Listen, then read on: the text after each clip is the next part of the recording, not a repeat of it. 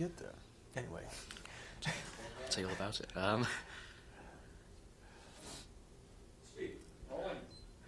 Okay, what made you want to make the movie?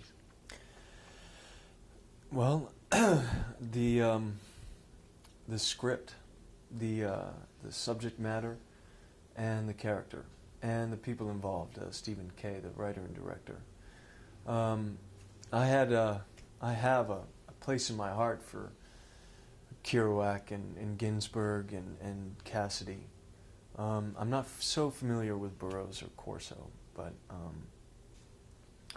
so as a kid I'd read Dharma Bums and On the Road, and they had a real influence on my days, trying to the adventurous aspect of just going.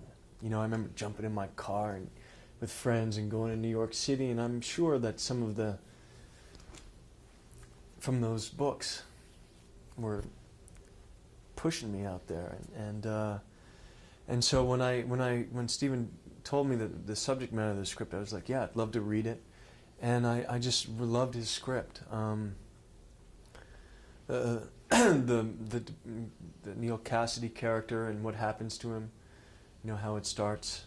And then, the relationship with his, I forget the girl's name. I know Claire, the actress, but what was the character's name there? Was it? Joan. Joan, yes, Joan. And just Neil, just being with Joan, and then being with Harry, and that whole battle of Neil's, of should I stay or should I go now? That whole thing. And I found it beautiful. I find it beautiful and sad. Terribly, terribly sad. But I understand it. And it's such a great-looking movie. Yeah. Beautifully shot. Bobby Bukowski really did a lot with a little, in the sense of just time. We didn't have a lot of time. We just had to shoot and shoot and shoot. And I thought it was tastefully done. The colors, the palette and the clothing and the lighting. Especially I really enjoyed acting the stuff that I did in the bar with Thomas Jane, who plays Neil. Just those close-ups and the smoke and the hard light and the shadows. And Great atmosphere. Smells, atmosphere. You really feel the bar and smell it, and just, I thought it was great.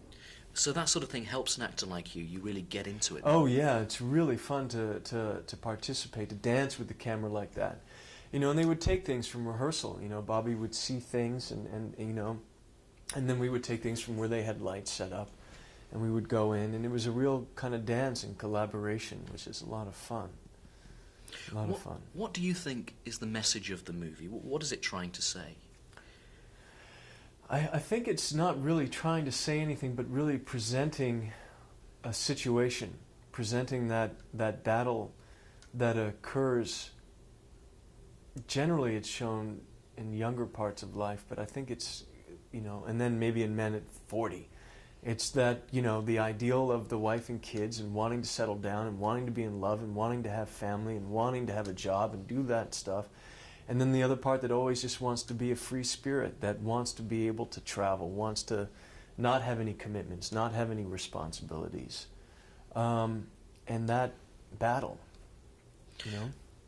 Your role, do you feel it really is the linchpin role in the movie? Because without him, without your character, there wouldn't have been the main character, the lead role. I think I'm really I'm the mirror that shows a reflection to Neil, and really says specifically what is going on in Neil. Why are we watching this guy who's like, like this, and hey, and I'm trying to do the thing, and I work at the tires, and I got the big girl, and she's committing suicide, and I don't want to be at the hospital. I love her, but I won't commit.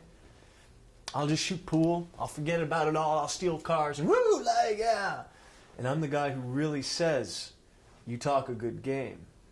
You want the white picket fence, the kids, but they're not for you. You're the cat. You're special, man. You're going to spread your sunshine to those of us with less. And when that little lady Lust, all dressed in black, you talk a good game. And I'm the reflection that shows Neil who he really is. And it was his tragedy, at least in this film, and it's what Stephen maybe called from Neil Cassidy's life. It's tragic. because he wanted the other thing, but he was also so beautiful burning. It's romantic, and it appeals to people. You know, we want to burn, we want to live life, we want to soak it up. But there's also that thing of just being in love and the responsibilities and kids and building a home and being there. And so I think my character is really the one that, you know, as you say, linchpin, that cements it, that says it, that shows it, you know, that allows Neil to show it. Now, what about you and your movie career? Because this is a very different departure from Chain Reaction, for example, and Speed. Where do you go from here? Where are you taking yourself? I don't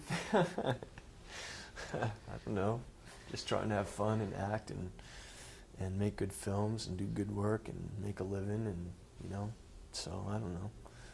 You know, I also did films like, you know, Feeling Minnesota, and, you know, I did a couple of films that no one but myself and my mother have seen.